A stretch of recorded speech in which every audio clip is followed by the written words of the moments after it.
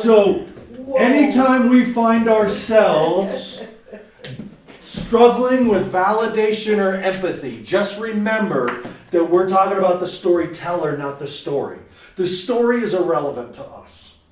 When they talk, when you guys talk, when a kid is talking to me, I'm rarely listening to this. I'm watching body language. I'm watching facial expression. I'm watching energy patterns. I'm trying to feel what's going on. I'm watching for emotional changes. I'm watching for the tics.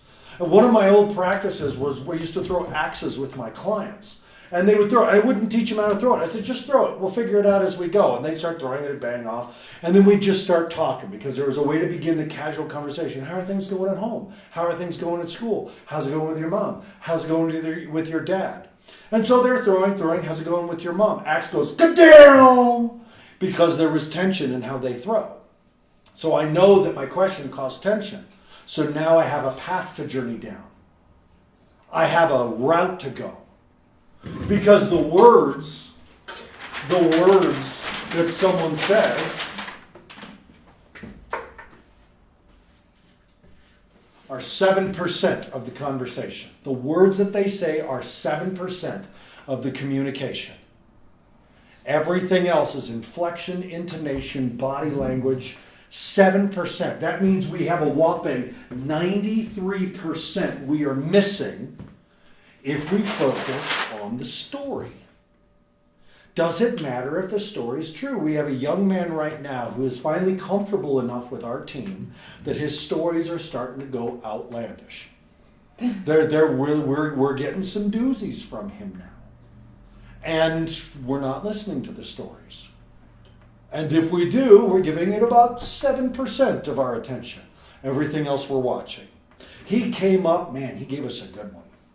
He gave us a good one, telling this conversation about how he almost drowned in the tub when he was a kid.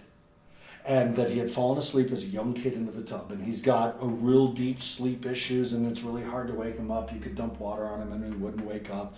And that he woke up underwater because he heard his mom running across the floor of the bathroom and the vibration in the tub.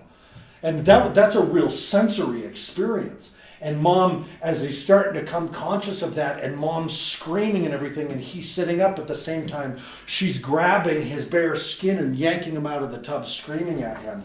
And he says, I'm truly terrified, and that's why I don't like taking showers.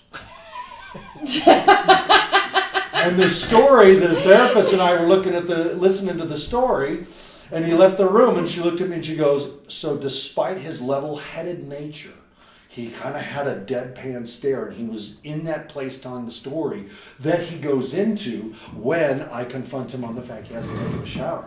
And I said, the part about the vibration in that tub, that's a very somatic experience. That was very clever, and when he was doing that, his leg was bouncing. And we just started going back and forth, talking about what we saw in his body language, and the intonation, and the reflection of his how he was mimicking body behavior and trying to leave out. And the story, we're just like, meh. And then we asked his mom, she goes, that never happened. And we knew it. We knew going away, this probably didn't happen. I don't believe it. We're just listening that. What we know is that if the story is that serious, the storyteller feels that serious about it. But this doesn't necessarily have to be true. So when we struggle with what makes sense to me about that is, listen, 99 times we're going to be like, that doesn't make sense at all. So they do. Your daughter makes sense. Why she would do something like that makes perfect sense to you. In the moment, it's going to be hard to remember that. So we're looking to validate the person, the storyteller, not the story. Sorry, you can see that my eyes going up. Yeah. Not to digress too much or cycle back in, but in this situation, to give me some ideas, you have a child who is not taking a shower. Using love and logic, leverage, how are you guys solving that? What makes sense to me No. Hey, that's MVE and love and logic are two different. So right. Here's what I did. I found the thing that we do have leverage over. Okay, he loves martial arts, and I'm the martial arts teacher. And what I said to him is, I'm willing to teach martial arts to someone who practices self-care, because I find it very hard to believe that if someone can't take care of themselves, that teaching them martial arts that puts other people at danger would be pretty irresponsible. And you see how I kept it all focused on me. And so I said, what I'm willing to do is not grade you down for martial arts class, and that when you see me on Tuesday and Thursday mornings, that's your cue to go shower if you want to learn martial arts. And you are welcome to shower before 9 o'clock if you would like to. The rest of the days, you have an opportunity to choose for yourself. Does that feel fair to you? Yes, it does. Does it feel like I'm trying to limit your freedom? Kind of. Let's talk about kind of. And we were conversing about it where before he would just shut down. But I made it very clear, my boundary. I'm not willing to teach martial arts to someone who can't practice self-care. Perfect. Okay? It's hard to be creative Why? sometimes. It is. But you don't say they. Why not? Why wasn't he taking showers though? What's that? I mean, like, what's the deal? There's some childhood trauma around showers and abuse. And that's also a very common thing among Teenage boys. Yeah, teenage boys. Yeah. They're I tell you, it changes when some girl that he likes looks at him and goes, "You smell funny." Yep. Then they're showering every single Yeah. day.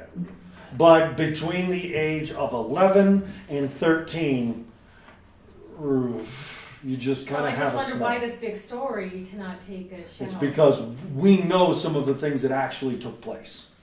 And he's not ready to talk about them, though. And so it's a constant offer to talk about it. But we also know that there's some pretty traumatic stuff around water. So and- he's getting validation from you without being vulnerable. That's right. That's right. We can still meet him. I can still say, I love teaching you martial arts, but I'm very worried about, and I keep it on me, what I'm willing to do and what I'm not willing to do. And if he misses taking a shower, this is where love and logic also fails if I don't follow through on my boundary. Now let's go back, because MVE is not love and logic. Right. Yeah, Love and logic, that's okay. Love and logic is designed to set up consequences and solve problems. MVE is not. This is a process to keep the conversation going and go deeper.